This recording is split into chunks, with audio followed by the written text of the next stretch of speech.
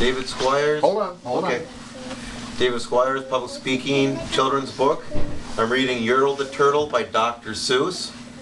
And my friend Terry, who has daycare, has been so kind to let me come and read her kids the story today. So I'm going to read you Yertle the Turtle, okay? Yertle the Turtle? Good luck. Good luck. On the faraway island of Salamasan, Yertle the Turtle was king of the pond.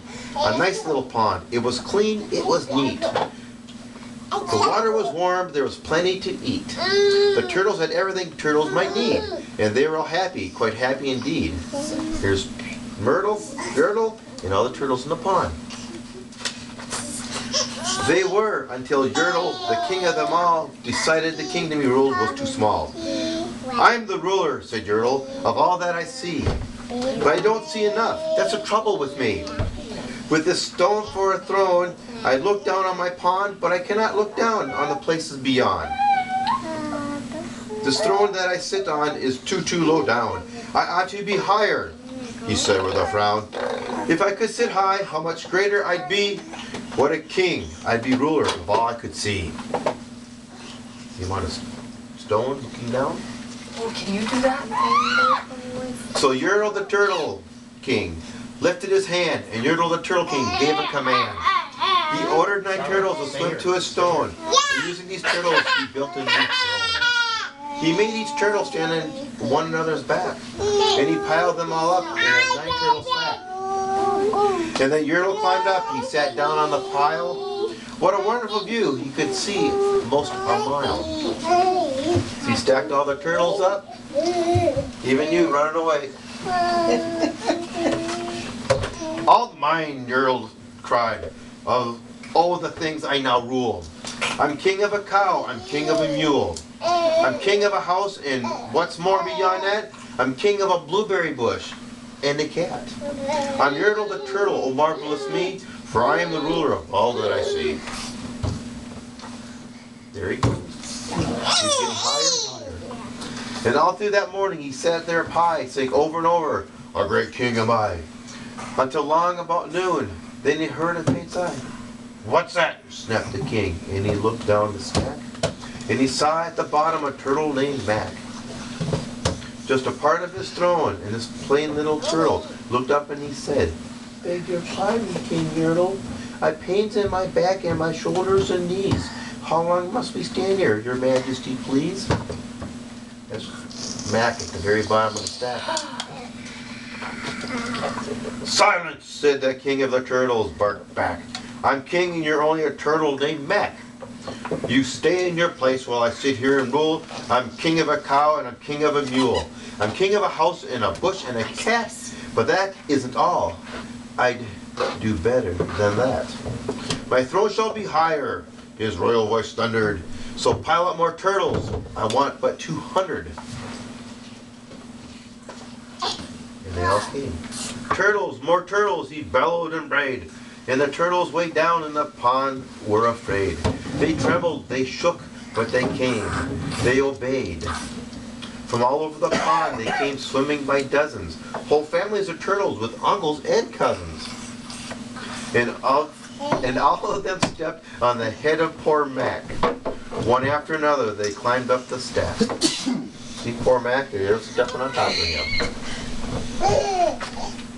Then Yertle the Turtle was perched up so high he could see 40 miles from his throne in the sky. Hooray, shouted Yertle, I'm king of the trees, I'm king of the birds, and I'm king of the bees. I'm king of the butterflies, king of the air. Ah me, what a throne, what a wonderful chair. I'm Yertle the Turtle, oh marvelous me, for I am the ruler of all that I see. There he is, way up high. Down at the bottom. Then again from below in a great heavy stack came a groan from that plain little turtle. Your Majesty, please, I don't like to complain, but down here below we are feeling great pain. I know up on top you are seeing great sights, but down at the bottom we, too, should have rights.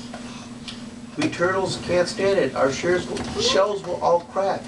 Besides, we need food. We are starving, groaned Mac. You hush up your mouth, howled the mighty King Yertle. You've no right to talk to the world's highest turtle.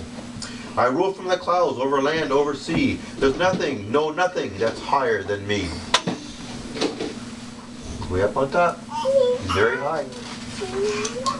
But while he was shouting, he saw with surprise that the moon of the evening was starting to rise up over his head in the darkening skies. What's that? Snorted Yertle. Say, what is that thing that dares to be higher than Yertle the king?